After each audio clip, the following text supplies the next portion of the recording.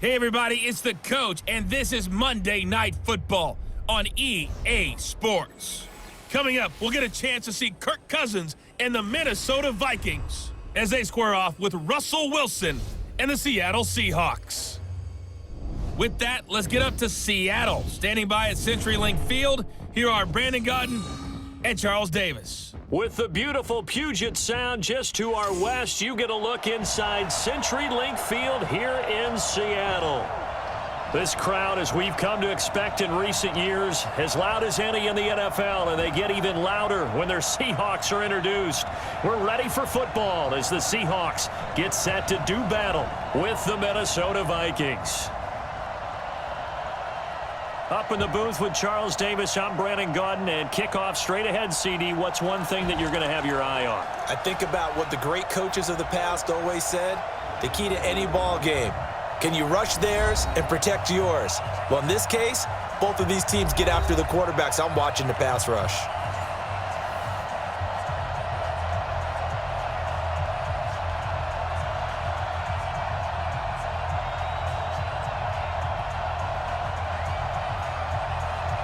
The AFC's Pro Bowl kicker from a year ago, Jason Myers, will get us started. And off we go from Seattle. This will be fielded at the 6. And he'll be brought down at the 23, make it the 24-yard line. The Vikings heading out, and it's Kirk Cousins at the helm in his second season in purple and white, 8th year overall. 30 touchdown passes for him a season ago. That's a career high as he aims to get the Vikings back into the postseason.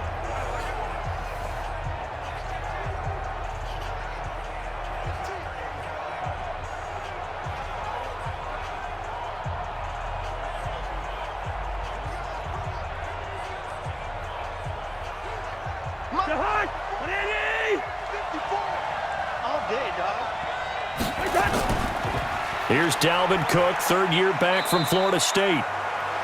Give him 3 there on the first play of the game, and it's second down. Let's take a look here at the offense for Minnesota. And running back Dalvin Cook was drafted in 2017 to be the lead runner for the Vikings, and he should love what they're putting in for him in 2019. This is a run-first, run-heavy offense as dictated by their head coach. Dalvin Cook should get more than enough carries to threaten 1,000 yards rushing this season. On second down, Cook. And he's going to be brought down by the... It's a 5-yard or a 15-yard, inadvertent or not. Now, it's a lot easier. You see it, you call it.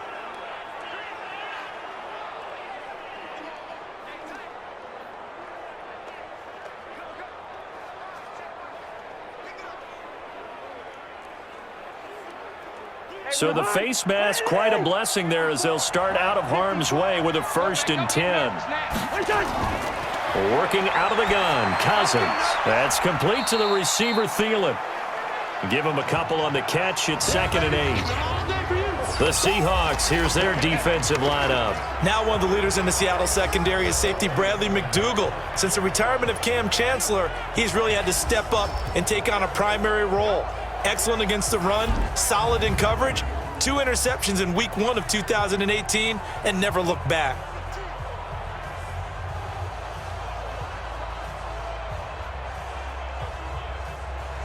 So 2nd and 8 here after the pass play for 2 yards on first down. Now Cousins. His throw incomplete. He was looking for Adam Thielen there, and it's 3rd down.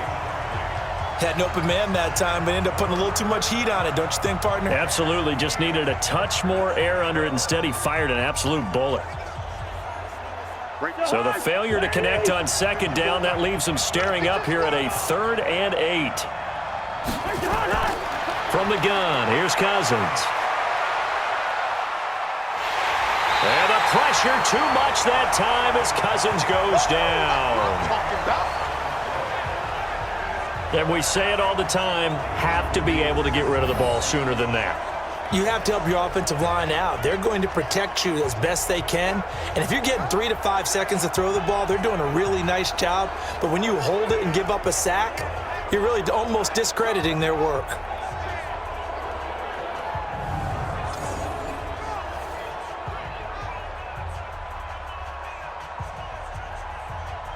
So on 4th down, Britton Colquitt on to punt. Back deep for the Seahawks, Tyler Lockett. And this is away. It's a high kick, and he got all of it. And a little too much mustard on that one. It hits a couple yards into the end zone. A missed opportunity there maybe to pin them back. Here come the Seahawks and their offense now under veteran head coach Pete Carroll. They're led onto the field by their quarterback, a man who's made quite the name for himself in the NFL, and that's Russell Wilson. And when I think of Russell Wilson, I think not just of the big plays that he's made, and those are considerable, but when they were made. 4th and 26 in a Big Ten championship game against Michigan State when he was with Wisconsin. A big completion helped lead his team to a victory. A big 4th down throw for a touchdown in an NFC championship game against the San Francisco 49ers. When the chips are down, this guy plays at a big level. They're going to be stopped up on this 1st down run. He might have gotten back to the line of scrimmage, but that's it. Tackle made by Eric Kendricks.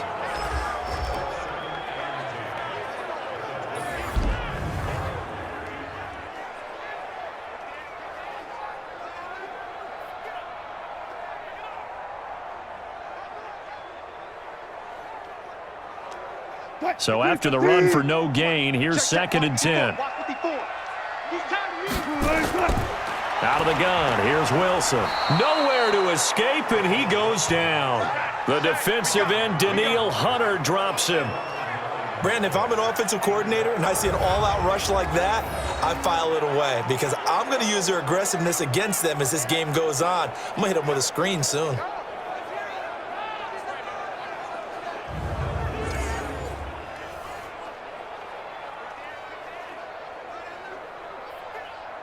After the sack, they'll come up now 3rd and long. Yeah, I wouldn't be surprised to see them run the ball here just to try and get some space. No run call here. They'll look to throw instead. Open man is Metcalf. He's got it. And he takes us beyond the 35 before going out of bounds. It's a gain of 26 as they pick up the 1st down in the process. So they went gutsy. Instead of getting some space with a conservative run, they throw the football at a big 3rd down conversion. Yeah, that's just what I said, wasn't it? Didn't I say they were going to throw the ball? Revisionist history. Ah, that's right. Well, I took a shot.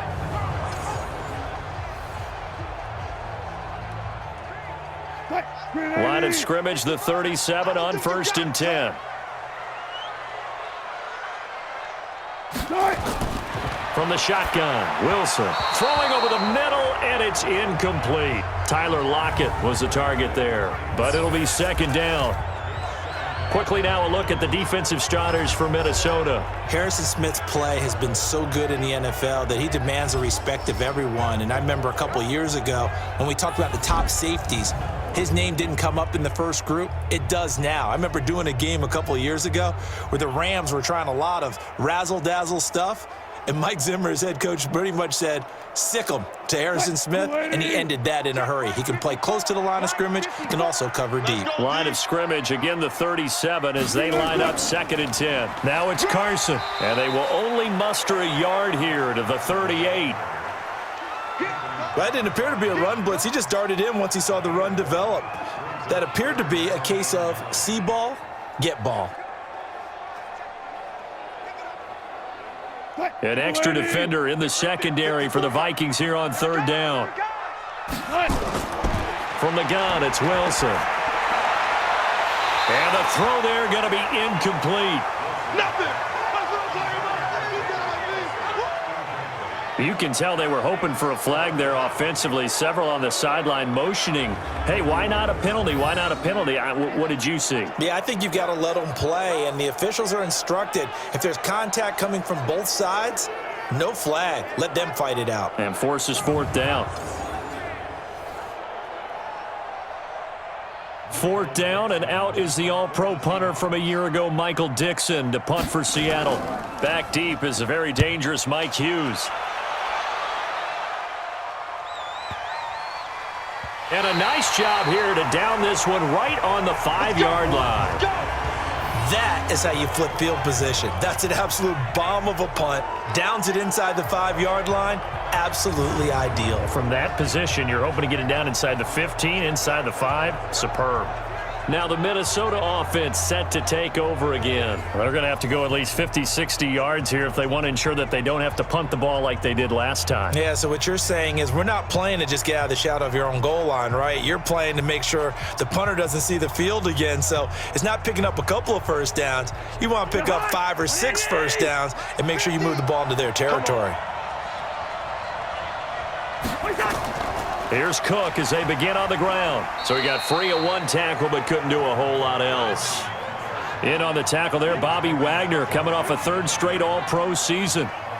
And that's frustrating for a defense because they've got them pinned down deep. And on the first play, they gave up a run that keeps an offense on schedule. Yeah, because 3 to 4 yards, that's all you're looking for right there, right? That's absolutely perfect, really, as a play call. You get 3 to 4 yards on first down. That's what they talk about us all the time, about being ahead of the chains or on target, ahead of schedule.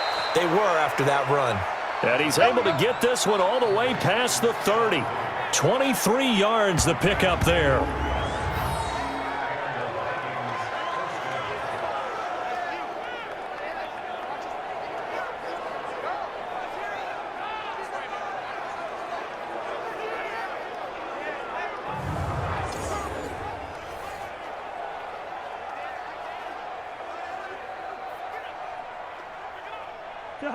Line of scrimmage, the 31 now on 1st and 10.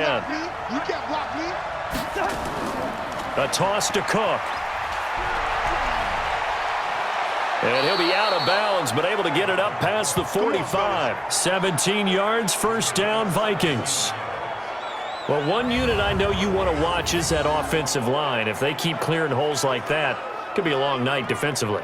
No doubt about it, because when they are in sync, as we're seeing so far, when that continuity is there, and you can see that they're playing off of each other while controlling the defensive front and linebackers, you're exactly right. It could be a very long night for the defense because someone's going to run for some big yardage. They run again on first down. Cook, and he'll lose yardage here. Back at the 47. It's a loss of a yard there, and it's 2nd down. The defense is saying, okay, now that's more like it. Yeah, we hear from coaches all the time how they preach a next play mentality. Doesn't matter whether the previous one was good or bad. You move on to the next one. But we just saw... On 2nd and 11 now. Cousins. Now the hit comes, and Cousins lost the football. And the Seahawks have picked it up. And to the 43. So down inside the 45 to the 43-yard line. That's where they'll take over. The pocket collapsed around him. I know we talk about it a lot, but a QB has to have that 6th sense, doesn't he? He really does, and I know of one team at one point was training their quarterback with that time frame, and anytime he didn't get rid of the ball within the right amount of time, they would blow a horn or blow a whistle to show him this is what that time is, just what you're talking about, training him to understand this is the amount you have, make sure the ball's gone. Didn't happen in this case.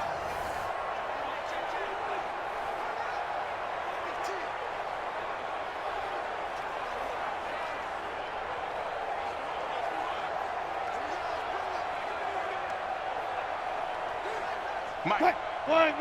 Check 55. Mike. Watch the slant. On first down, it's Carson. The tackle made there by Harrison Smith. One thing to keep in mind, partner, especially in the second half, when you've got a running back of this size, of these dimensions, I can just tell you, attrition does set in for a defense because you're excited about hitting him in the first half. Maybe not so much in the second half, and some of these shorter gains turn into bigger runs later. On 2nd down now, it's Carson, and he is met in his tracks behind the line of scrimmage. Officially, it will go as a 1-yard loss, and that's going to lead to a 3rd down.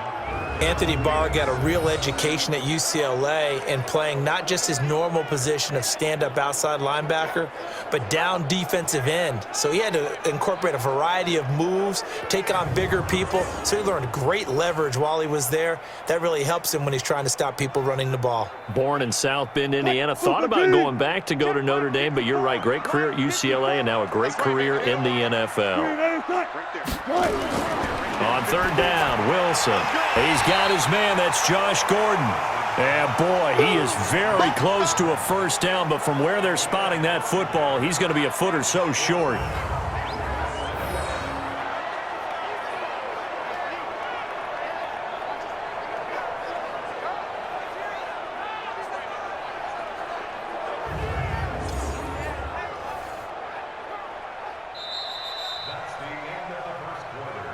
We're scoreless after one.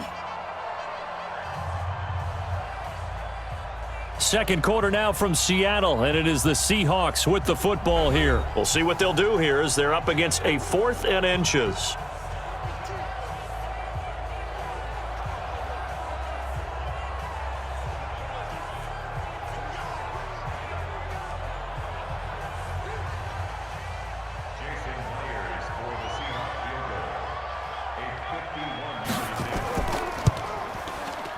And this is right down the middle as he puts it through. And the Seahawks grab a 3-0 lead. So they recovered the fumble, but ultimately could not take advantage of the short field. Definitely a lost opportunity right there. I mean, they were in prime position to put 6 on the board. Ended up settling for 3.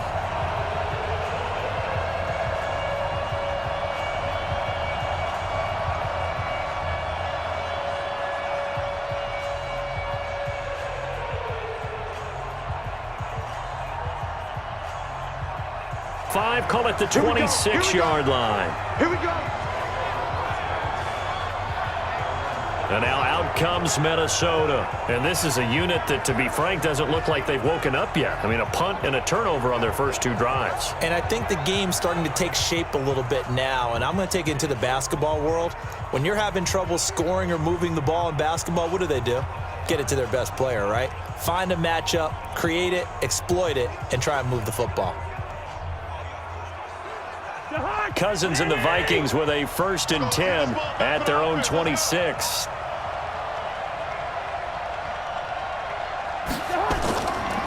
They start the drive with Cook. This will be stopped about 2 yards shy of the marker. 8-yard gain, 2nd and 2. First play of the drive, let's give credit all around. Excellent blocking, but the guy carrying the ball, he was the finisher. A really nice run. 8 yards the gain on that last run. Here's 2nd and a couple. Keep it up, defense. Keep it up, guys. Play action now. Cousins. And on the left sideline, he caught it, but out of bounds. Of course, Scenarios to make sure everyone is on the same page.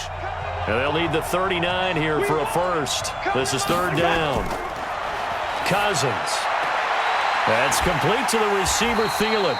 And he will be very close to a first down, but I see the closed fist of the referee, and that means 4th down.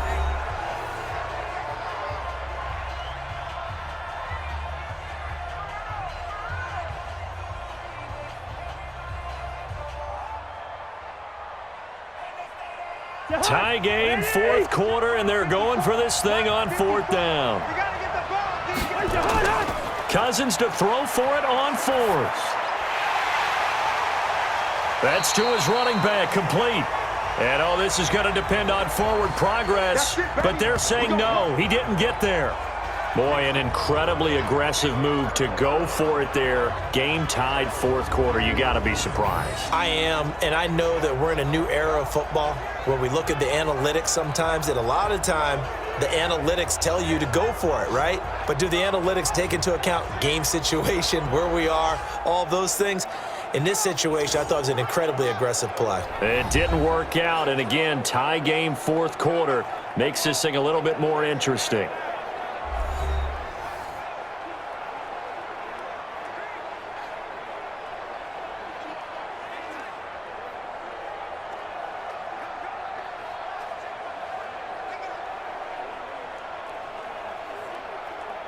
So from the 39 now, they'll come up on a 1st and 10. We got to get this stop here, D. Throwing now is Wilson. Here's Carson with a catch out of the backfield. Just a 1-yard pickup on the play, and that'll bring up 2nd down. Partner, they're clearly saving those timeouts, but they still have to work with some urgency to put themselves in the right position. Wilson trying to urge his guys to go faster and get set at the line. It's just me and you. Here's Wilson. Flushed out right. And an alley to run. And he slides to avoid the hit. Nothing open downfield. He keeps it himself for 11 and a 1st down. How many times have we seen this late in the 4th quarter? Because you know the pass rush is getting after him, and they get upfield, get that great push, And what do they create? Space, and he takes off. First down now, but the clock continues to move. Now Wilson. They'll roll him out right. Now he'll pull it down. The improv on the scramble there gets him 6, and it'll be second down.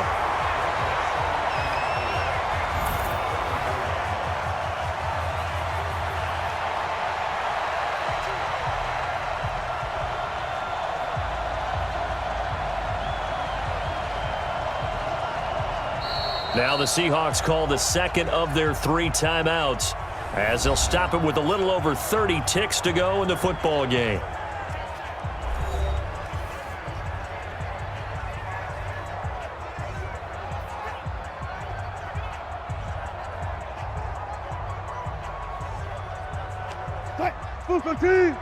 Mike 54. You don't want none, baby. You don't want none. Hey. On second down, it's Carson, and he's going to get this inside the 30. It's a gain of 15, first down Seahawks. Probably had 60,000 thinking pass right there, including us in the booth. Yeah, no doubt about it. That was a big call, big guts on that one. And guess what? That run, it'll pay dividends.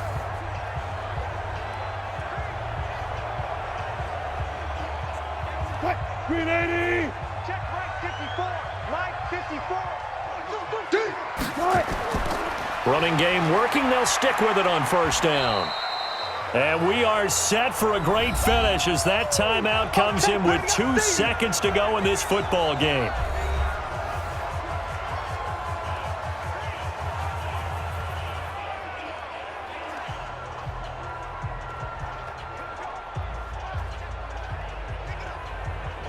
So now this one will rest on the right foot of Jason Myers. 2 seconds on the clock. This for the win. And we will get a timeout with 2 ticks left.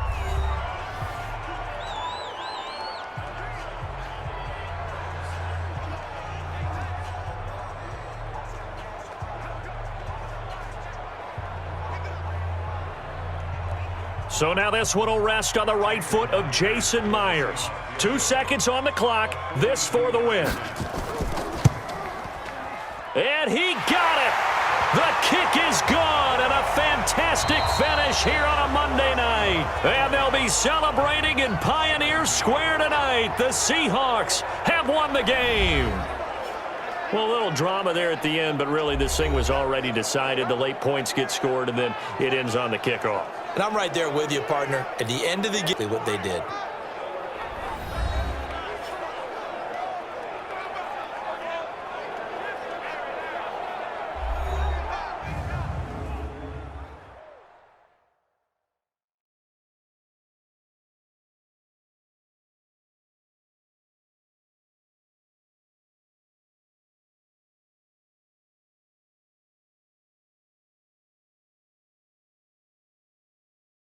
So that'll do it for us. For Charles Davis and all our crew, I'm Brandon Gaudin. You've been watching the NFL on EA Sports. It's a win for the Seahawks here as we say so long from Seattle.